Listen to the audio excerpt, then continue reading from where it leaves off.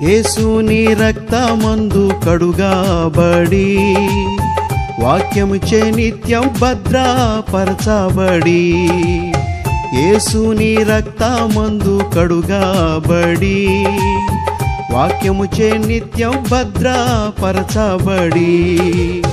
నిష్కళంక పరిశుద్ధులతో పేదం నేను నిష్కళంక పరిశుద్ధులతో